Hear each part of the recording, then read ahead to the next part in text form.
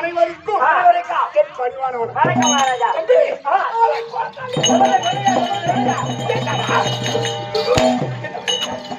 மகாராஜா வீண் போச்சு. மகாராஜா என்ன வீண் போச்சு? என்ன வீண் போச்சு? மகாராஜா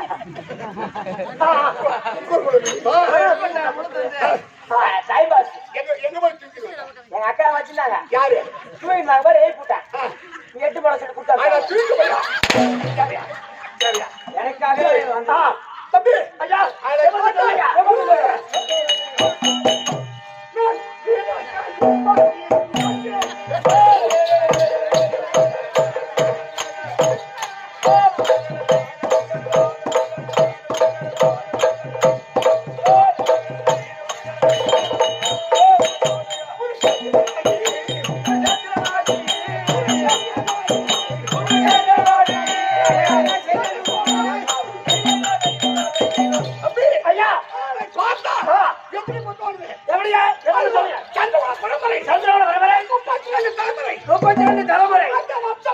அந்த வழியில வந்தாலும்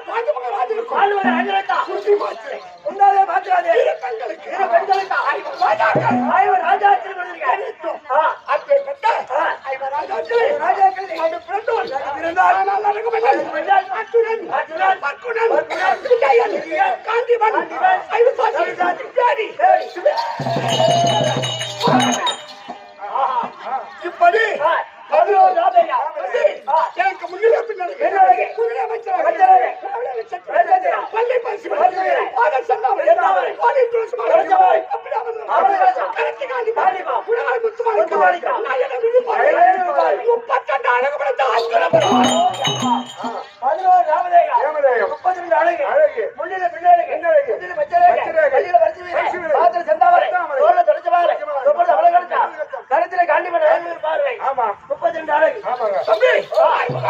எனக்கு 11 32 அது மட்டுமல்ல எனக்கு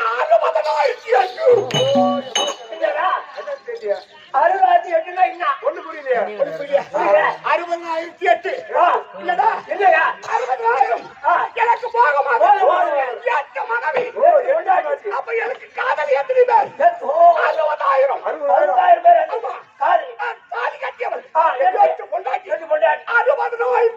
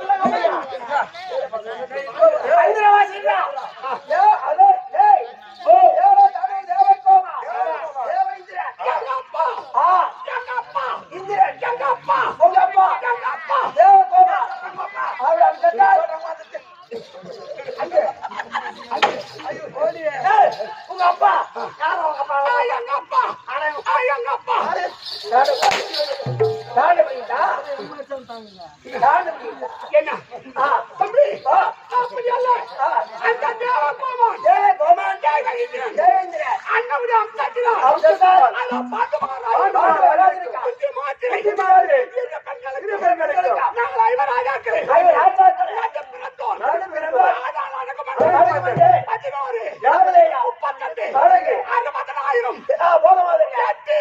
பொண்டாட்டி. ஓ.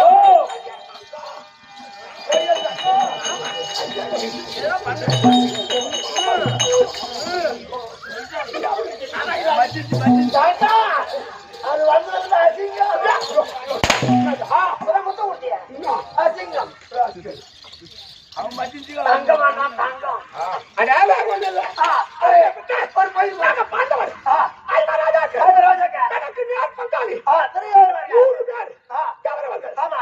இந்த 105 பிள்ளைகளும் 105 பிள்ளைகளா? ஏய் ஒண்ணு பணம் இருக்கணும். இல்ல படம் இருக்கணும். இல்ல படம் இருக்கணும். படம் இருக்கணும். இந்த 105 பிள்ளைகளும் வீதி வழியா தெருவுல அது சார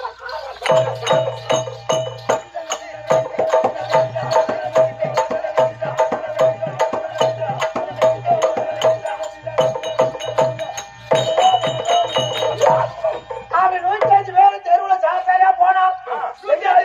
சாரியா போனா 105 பேர் போது மாரியாத்தா தூக்கம் எப்படி போகுது பாரு. மந்த மந்தியா போகும்போது மாரியாத்தா தூக்கி போவோம். அப்பா பழைய போறான்னு சொல்லுவாங்க. அப்ப பண்ணி கூண்டு விட்டு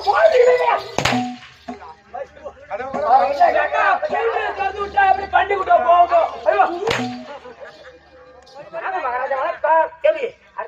கூட தந்து வரியா இல்ல இல்ல எப்படி சரி அது வந்து அற்புதமான இந்த சில விஜய காண்டிமன் அவங்க பங்க பங்காளிகள் 105 பிள்ளைகள் அப்படி இருக்க தவறாக என்ன கொண்ட துரியோதனன் பல கொடுமைகள் செய்தான்.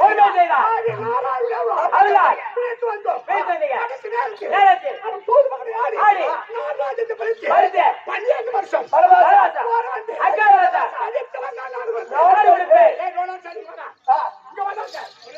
ஒன்று கட்டி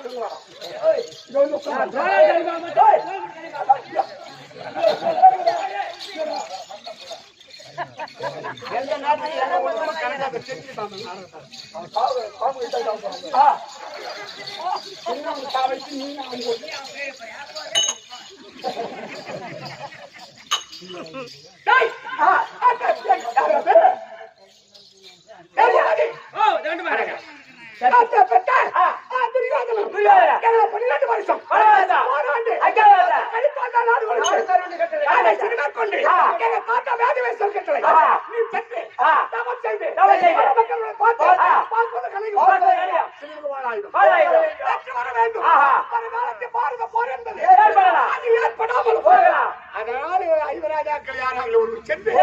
அந்த பரம கடவுளை பார்த்து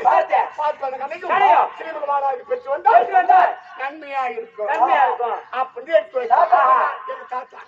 அந்த வாக்கியத்துக்கு அந்த பரம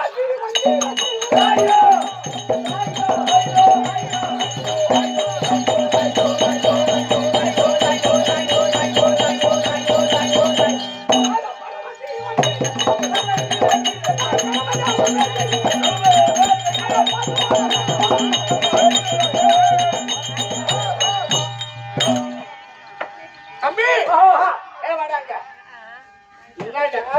சொல்லுங்க. அந்த பரம கடவுளை பார்த்து பெற்று வருகின்றேன். வரும்பொழுது யாருக்குமே கிடைக்காத பாக்கியம் தம்பி உன்னை போன்ற ஒரு நரமனிதன் அவன் தேவலோகம் போக வேண்டுமானால் 100 ஆசனாதை அவன் செய்ய வேண்டும். செய்தால் அந்த பதவி கிடைக்கும்.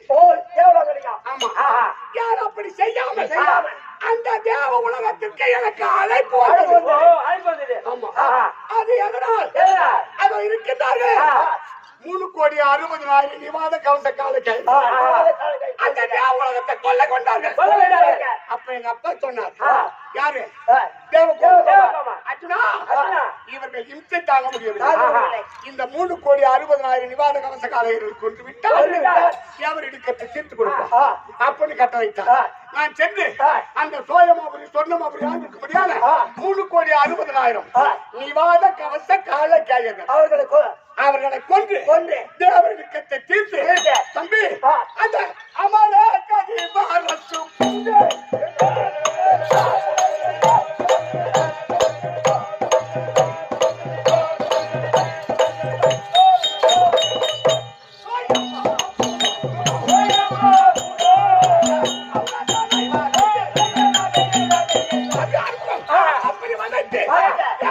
சிம்மாசனத்தில் நான் அமர்ந்து கிரீடி என்ற பட்டத்தை பெற்று ஊர்வசியால் வேறு என்ற சாபத்தை அது வரப்பிரசாதம் தம்பி 12 வருஷம் முடித்து அஜாவாசத்தை கழித்து நாட்டை கட்டிருக்கு நாடு கொடுக்க மறுத்தான் பாவி அப்படி மறுத்தானே அவன் என்ன கட்டளைத்தான் ராஜாக்களே பாதி ராஜ்யம் பாகம் பெற வேண்டுமா பாரத யுத்தம் என்பது நினைத்து 18 நாள் சண்டை 18 அக்னோடி சேனை எத்தனை நாள் சண்டை 18 நாள் இருக்கக்கூடிய சேனை மொத்தமா 18 அக்னோடி சேனை ஒரு அக்னோடி சேனை எவ்வளவுப்பா நமக்கு தெரியாது சாப்பாடு போட்டு வச்சு அதான் வீட்டுல எத்தனை புள்ளுடா உனக்கு தெரியும் ஆமா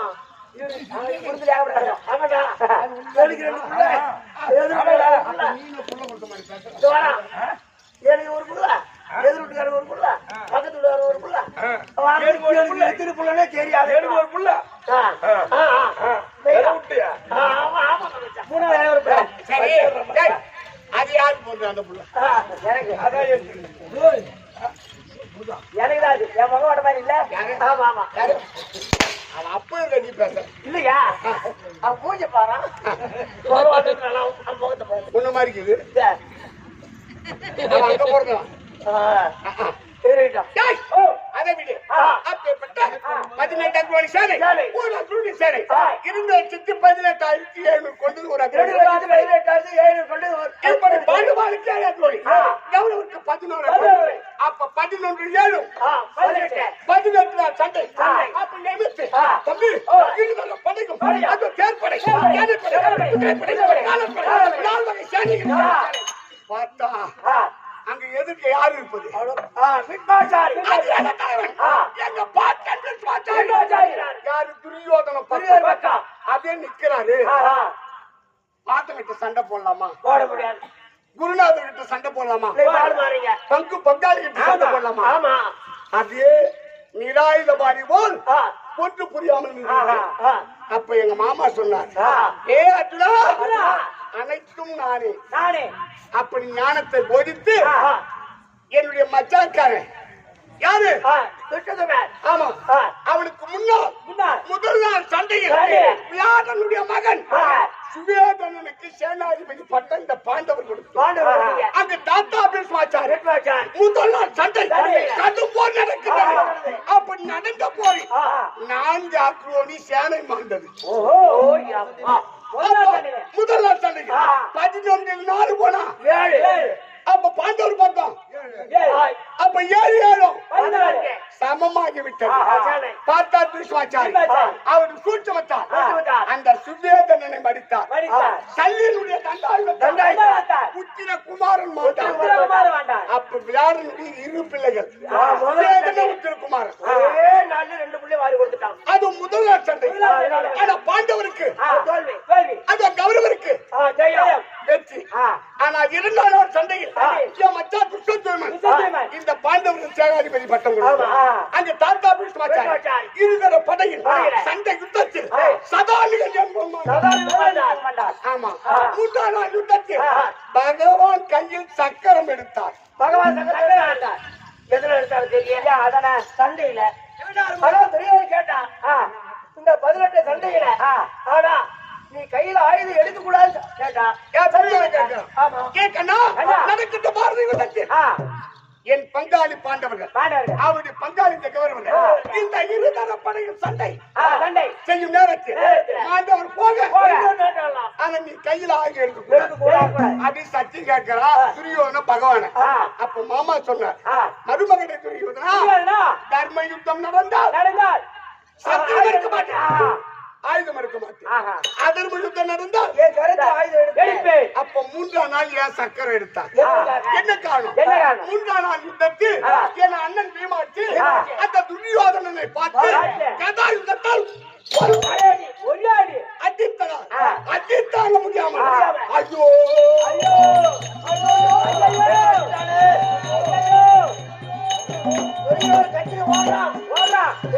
அடிச்சுட்டானே ஓடுறான் அவன் தெரு ஓடலாம் ஓடுவதை பார்த்த பீஷ்மாச்சாரி ஏன் பீமா? ஆயிரம் இருந்தாலும் ஒரு பெரிய மனிதன்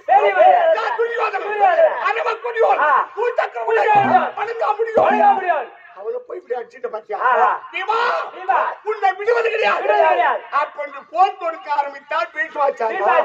அவர் சண்டை செய்தார். என்ன நடக்கும்? ஒரு பகல் மலைவன் முப்பகல் மலைவன் உபநிறுத்தி விற்க முடியும். மறுபகல் ஒரு 5 மலைகள் பரிதி வைத்தார். ஒரு நாழிகையில் மலைவன் முனி வைத்தார். தம்பி இந்த 18 சேனையை பீஷ்மாச்சாரியாருக்கு ஒரு பகல் போதும். அது சீக்கிரமா போயிடும். ஒரே நாள் சண்டை. அந்த துரோணாச்சாரியாருக்கு 3 பகல், கர்ணனுக்கு 5 பகல், அஸ்வத்தாமனுக்கு ஒரு நாழிகை. ஆனா இந்த புவியோட வானம் புரந்தரன் இருந்த பொழுது ஒரு சனத்தி மலவன் விஜய் அவரோட 5 நாள் 3 நாள். ஆமா. ஆனா இவருக்கு ஒரு சிட்டி நேரத்துல மேல் பண்ண கீழ்மண்ண வந்தார், கீழ்மண்ண மேல் பண்ண வந்தார். ஓஹோ, அந்த மேல் வச்சியார். ஆமா. அப்பேற்பட்ட பீஷ்மாச்சாரி கணக்கெடுத்ததால் பகவான் கையில் சக்கரம் எடுத்தார். அதை பார்த்த பீஷ்மாச்சாரி நாராயணா, நான் அதர்ம போருக்கு தலையிட்டது தவறு, என்னை மன்னிக்க வேண்டும். அப்படி சரணாகதி இருந்தார். கையில சக்கரத்தை எடுத்துட்டார். 4ஆம் நாள் பீமனுக்கு துரியோதனுக்கு சண்டை. 5ஆம் நாள் எனக்கு துரோணாச்சாரி பீஷ்மாச்சாரிக்கு. 6ஆம் நாள் விஜயனுடைய ரதம் குதிரையெல்லாம் என் மகன் அபிமன்யு பொடிபடியாக செய்தார். 7ஆம் நாள் எனக்கு துரோணாச்சாரி பீஷ்மாச்சாரிக்கு. 8ஆம் நாள் என் மகன் அரவபாலன் அரம்புஜனால் மாண்டு விட்டார். ஐயோ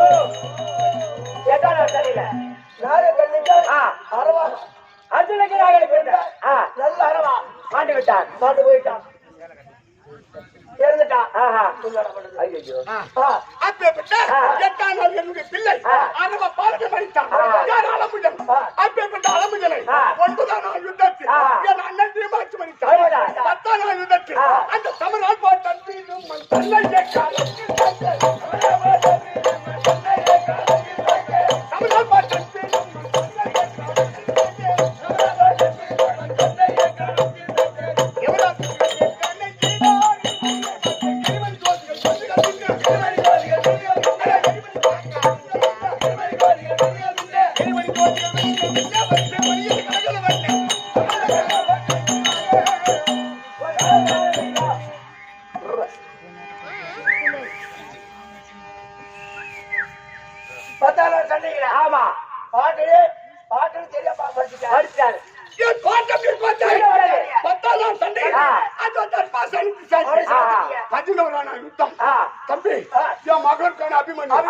அந்த சல்லியனுடைய ரதம் குதிரை சாரதியெல்லாம் என் மக அபிமன்யு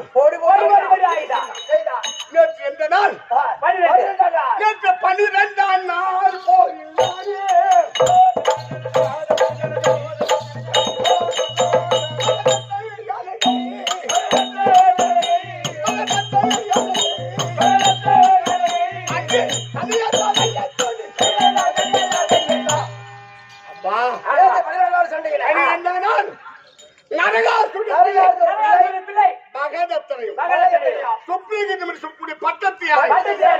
இந்த அர்ஜுனனும் பீமனும் சேர்ந்து வெற்றி வாங்க சொல்லிடும்.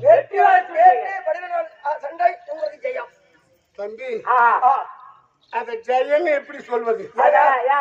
கடும் போல் செய்தோம். ஆனா பகதத்தன் எங்களுக்கு தூஸ் போல அவனை தும்த செய்திருப்பேன். ஆனா எங்க மாமா இருக்காங்க இப்படி காஞ்சிபுரத்தை கையில வச்சுக்கிட்டு கடும் போல் நடக்கின்றது. நேற்று 12ஆம் நாள் நாங்க பகதத்தை என்ன செய்தான்? பட்டால் ஒரு வேலாயுதத்தை விட்டுட்டான். அந்த வேலாயுதம் எங்களுக்கு நாடி வருகிறது. அது வரும்போது எங்க மாமா என்ன வச்சிருந்தார்? சக்கரம் சாட்டி செங்கோல் அது தமால் போட்டார். எல்லாம் அவர் கையில் சாயத்துல போட்டு இருக்கீங்க போட்டார்.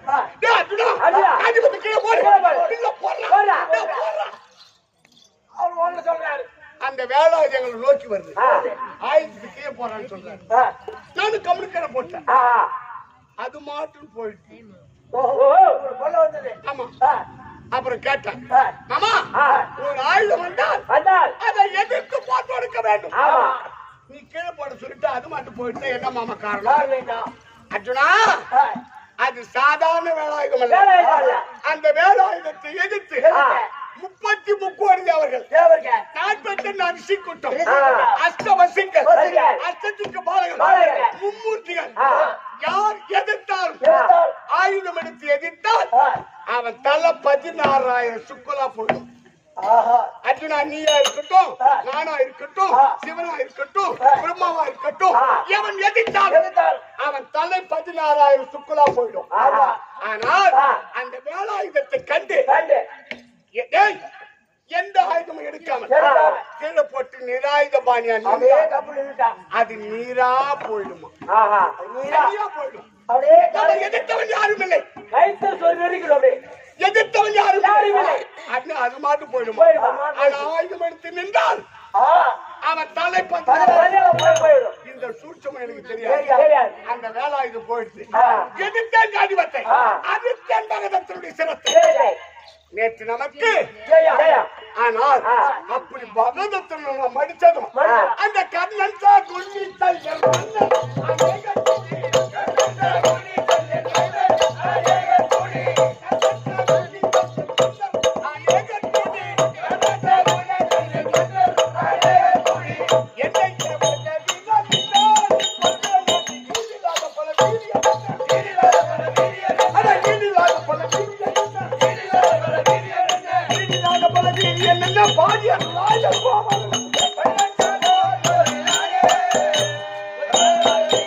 இந்த 13 வீரவாள் அபிமன்யு கொன்றமான சூழ்ச்சி.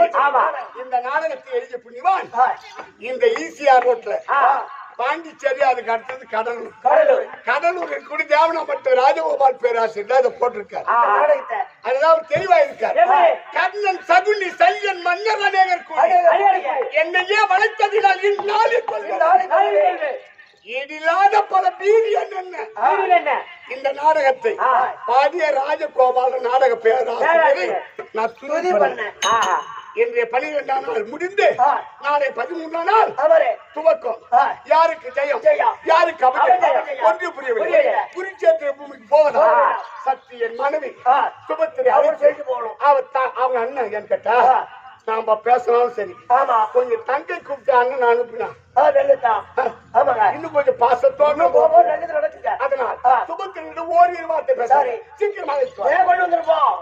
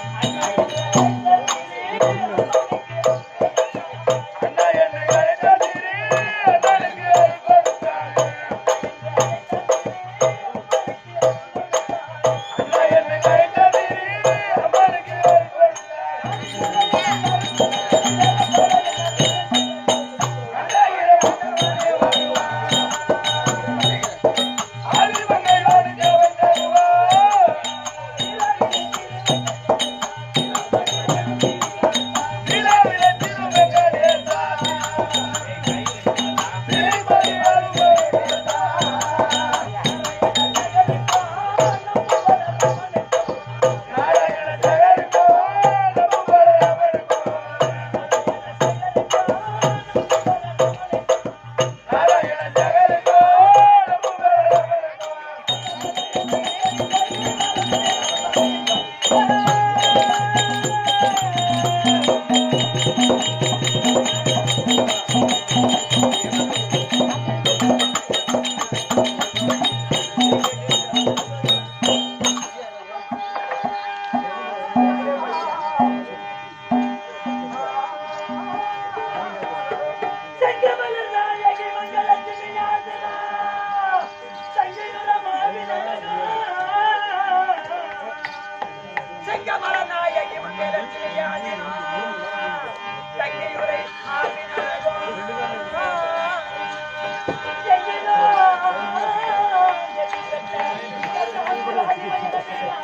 you.